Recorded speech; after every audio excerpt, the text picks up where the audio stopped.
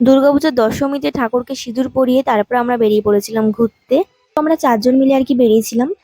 তো দশমীর দিনকে আমরা বেশি একটা ঘুরি না, কারণ আমরা সবাই মানে পাড়ার প্রত্যেকেই দশমীর দিনকে পাড়াতেই থাকে। ঠাকুর মণ্ডপের এখানে সবাই নাচানাচি করে, পাড়ার ছেলে বউরা মেয়েরা সবাই আর কি আনন্দ করে। তো সেই কারণে দশমীর দিনকে ঠাকুরকে সিঁদুর পরিয়ে তারপর কাছাকাছি একটু ঘুরে তারপর চলে আসি পাড়াতে। তারপর আর কি সবাই মিলে অনেক নাচি, অনেক মজা করি। তো দেখো এখানে আমরা আর কি আমাদের বাড়ির থেকে একটু দূরেই আর কি একটা মাঠে দুটো আর কি পুজো হয় একসাথে। তো মেলার মতন আর কি ওখানে হয়। তো সেই জন্য ওখানেই যাচ্ছিলাম, যে একটা জায়গাতে গেলেই আর কি খাবার দাবার সমস্ত কিছু পেয়ে যাব, দোকানপাটও থাকবে। তো সেই কারণে এই জায়গাটাতেই এসেছিলাম। আর এত পরিমাণ ভিড় ছিল রাস্তাটার মধ্যে ঢুকতেই, সেই কারণে আর কি অনেকক্ষণ দাঁড়িয়ে থাকতে হয়েছে। আর আগের দিন যেহেতু বৃষ্টি হয়েছিল মানে নবমীর দিনকে, সেই কারণে আর কি জায়গায় জায়গায় এত পরিমাণ জলকাদা ছিল, যেহেতু মাঠটার মধ্যে আর কি পুজোটা হয়েছে।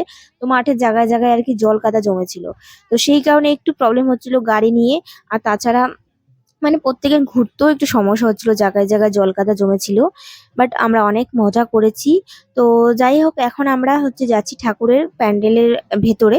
তো পেছনের দিকটাতে আর কি গাড়িটা রেখে এসেছি, এখন আর কি যাচ্ছি। আর এটা দেখো প্যান্ডেলের ভেতরের দিকটা, বাইরেটা তো সুন্দর করেছি, তার সাথে প্যান্ডেলের ভেতরের দিকটাও কিন্তু অনেক সুন্দর হয়েছে। তো অষ্টমীর দিনকে না, সরি সপ্তমীর দিনকে এখানে এসেছিলাম, সেদিনকে একটু বেশি মানে বেশিক্ষণ আর কি এখানটায় ঘুরতে পারিনি। সে তো ভেবেছিলাম সেদিনকে যে নেক্সট দিনকে আসবো।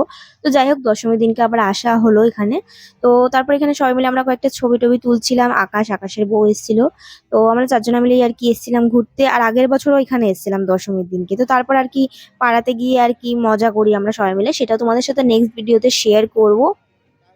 তো যাই হোক, এখন আমরা যাচ্ছি হচ্ছে পাপড়ি চাট খেতে।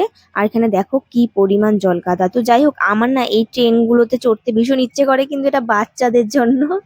মানে কারেন্টে কিন্তু চলছিল, হাতে না। আর অনেক লোহার বেশ শক্তপোক্তই কিন্তু। কিন্তু যাই হোক, বড়রা চড়ছে না ওখানে, আমি থোড়ি না উঠতে পারবো।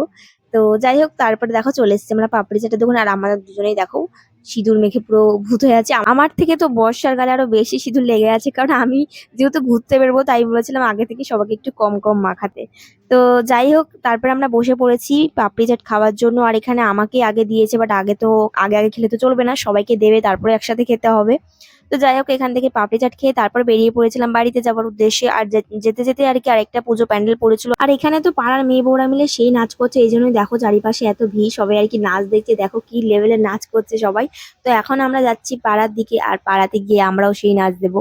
তো যাই হোক, তো চলে এসেছি আমাদের পাড়ার গেটের সামনে। এটা হচ্ছে আমাদের পাড়ার পুজো প্যান্ডেলের গেট। গেটটা তো অনেক সুন্দর হয়েছে, আর দেখো ভেতরের দিকটাও কিন্তু অনেক সুন্দর লাগছে। তো যাই হোক, নেক্সট ভিডিওতে তোমাদের সাথে বাকিটা শেয়ার করবো।